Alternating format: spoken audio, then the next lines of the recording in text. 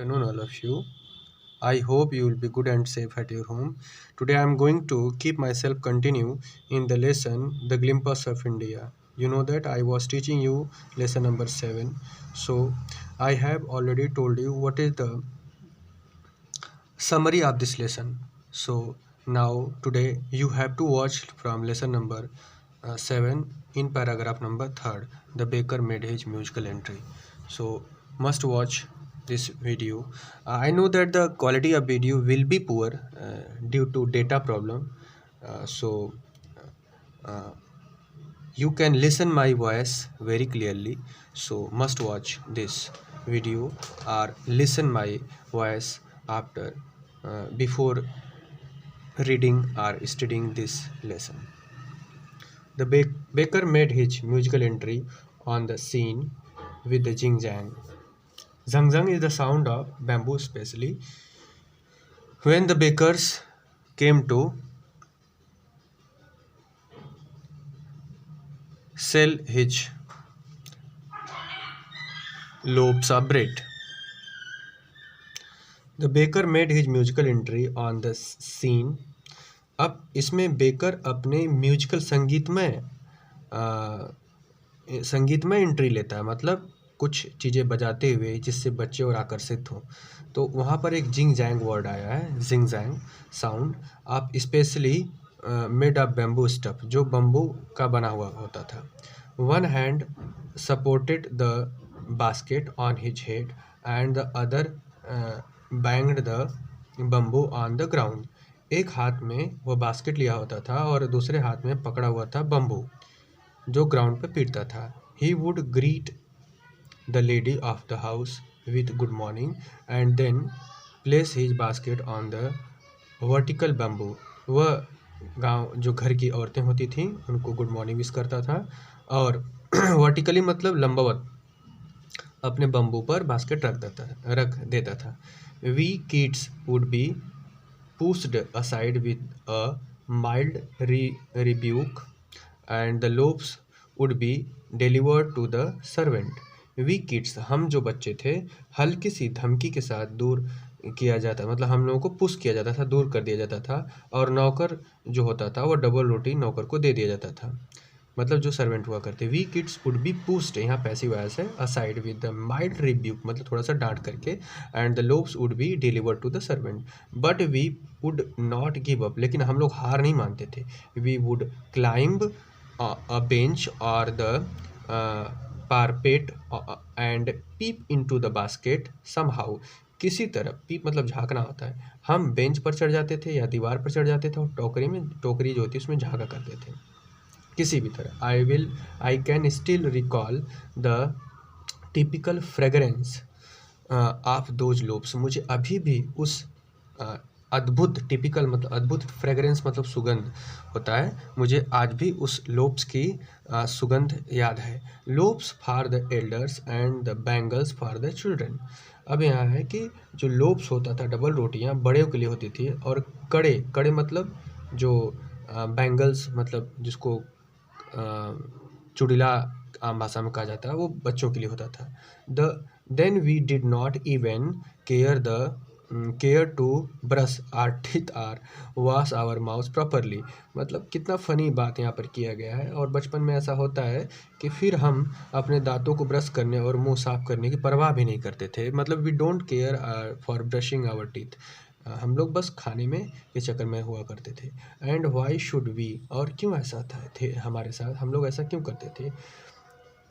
Who would take the trouble of plucking the mango leaf for the toothbrush. अब यहाँ पर बताया गया है कि हम लोगों को दांत साफ करने के लिए यहाँ पर मैंगो की लीव्स का प्रयोग करते थे। मतलब who would take the trouble of plucking, कौन मुसीबत लेगा कि मैंगो की लीफ को तोड़ेगा और ब्रश करेगा, इसलिए हम लोग इतना मुसीबत नहीं लेते थे। And why was it necessary at all, और यह इतना आवश्यक भी तो नहीं था। The tiger never brush his teeth. यहाँ पर कहा गया है कि कभी शेर या चीता ब्रश नहीं करते हैं। तो अब बच्चे यहाँ पर बहुत फनी अंदाज में कहते हैं कि हम लोग ब्रश नहीं किया करते थे। और क्योंकि ब्रश करना क्या कौन जाएगा इतना मेहनत करने, दातून तोड़ेगा और फिर करेगा। और ये भी बात तो है कि जो शेर होते हैं, चीते होते हैं, वो कभी ब्रश नहीं करते। Hot T could wash the clean up everything so nicely after all. कहा गया है कि जो हॉट टी गर्म चाय होती है वो सब चीज़ों को ऑलरेडी साफ कर देती है, तो क्या ज़रूरत है ब्रश करने की। आगे देखिए, marriage gifts are meaningless without the sweet bread known as to be bowl, just as party are a feast loses its charm without bread। बिना ब्रेड के जिन्हें बोल में रूप में माना जाता था, बिना शादी के उपहार अर्थहीन। मतलब जब शादी में उपहार दिया जाता था तो ब्रेड का देना मस्ट था, जिसके बिना सब कुछ बोल एक प्रकार का वहाँ का लैंग्वेज था। मतलब हमें बोल चाहिए, बोल का मतलब ब्रेड यहाँ पर बताया गया है उपहार के रूप में। Just party or the feast, जब भी कोई भोज होता था, फीस्ट मतलब भोज, पार्टी होती तो उसको lose its charm without bread. मतलब अगर पार्टी भोज में अगर ये सब ना चले तो वो अपने चार्म को, अपनी खूबसूरती को वो पार्टी गवा देती थी बिना ब्रेड के। मतलब ब्रेड का कितना कीमत था। Not enough can be said to show how important a baker can be for a village.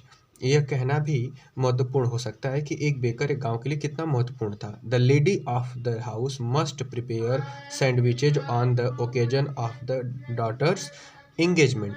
Daughter की जब मंगनी हुआ करती थी तो इस अवसर पर जो लेडीज होती थी वो सैंडविच तैयार किया करती थी, घर की जो महिलाएं हुआ करती थी। केक एंड बोलिंश are must for the Christmas as well as other festival. और जो बोलिनहास या केक होते थे वो क्रिसमस और अन्य त्योहारों के लिए बहुत ज़रूरी थे। इस प्रकार मतलब इस प्रकार the presence of the baker furnace in the village absolutely essential. मतलब इसेंशियल। इस प्रकार बेकर की भट्ठी की उपस्थिति गांव में अत्यंत जरूरी थी। It is very essential. The baker or bread seller of those day had a peculiar dress known as the कबाई। उन दिनों बेकर मतलब जो ब्रेड बेचने वाले थे एक विशेष प्रकार का ड्रेस पहनते थे जिसको कबाई के नाम से जाना जाता था।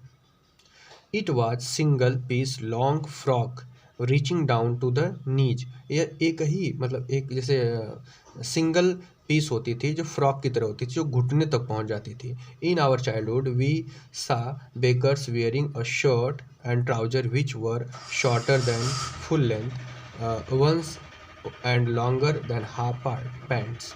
हम बचपन में देखा करते थे कि वह एक प्रकार का अजीब कपड़ा पहनते थे जो पूरी पैंट से थोड़ा छोटा और निकर से थोड़ा लंबा होता था। Even today, anyone who wear half pants which reaches just below the knees invites to comment that he dressed like a padder। आज के समय में अगर कोई इस प्रकार का ड्रेस पहनता है जो घुटनों के नीचे तक पहुंच जाता है तो आज के समय लोग उस पर कमेंट करते हैं, टिप्पणी करते हैं कि वह एक पेडर की तरह पोशाक पहने हुआ है। आगे देखो, the baker usually collected his bills at the end of the month. इस तरह तो पहले गांव में घूम घूम करके डेली बेकर्स ब्रेड दिया करता था। और कितनी अच्छाई थी उस समय में, चाहे किसी प्रकार की मुसीबत भले क्यों ना हो, लेकिन करंट टाइम में पैसा बेकर नहीं लेता था। वह मंथ के मतलब पूरे मंथ वो फ्री ऑफ कॉस्ट देता था। अगले मंथ आता था, मतलब मंथ के लास्ट में वो आता था पैसा लेने के लिए।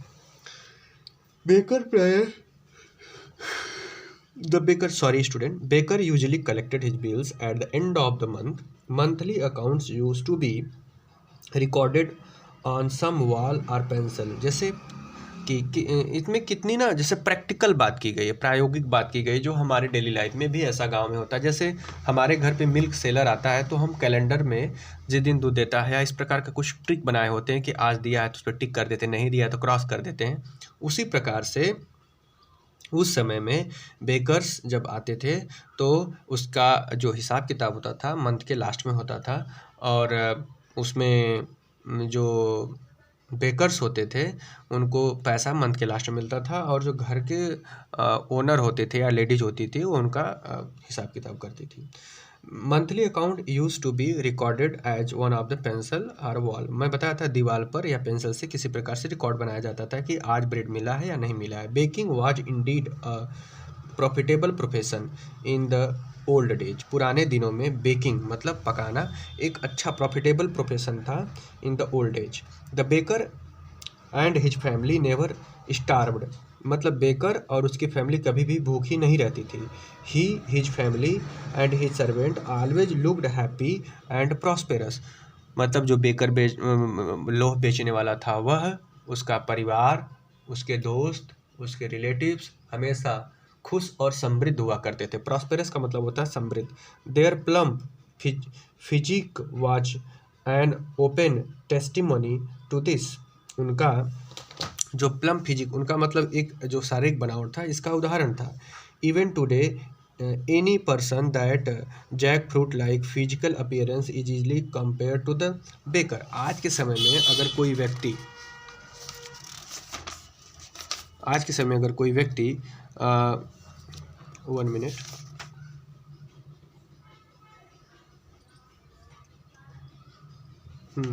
आज के समय में अगर कोई व्यक्ति उस तरीके से दिखता है तो लोग कहते हैं कि वह कटहल जैसा मोटा हो गया। उसकी तुलना बेकर से की जाती है। देखो जैक फ्रूट का मतलब कटहल होता है और ये लेसन यहाँ पे फिनिश हो गया है। The baker usually collected his bills at the end of the month. Accounts used to be recorded on some wall pencil. Baking was indeed profitably profession in the end of the days. मतलब यहाँ पर से देखो their plump physique, plump मतलब होता है फूला हुआ, अब physique मतलब होता है शारीरिक बनावट, was an open testimony to this. Even today any person with jackfruit like, jackfruit मतलब कटहल, कटहल का मतलब शक्ल कैसा होता है, ऊपर से नीचे तक बराबर। इसका मतलब जब इंसान ऊपर से नीचे तक, चेस्ट से लेकर के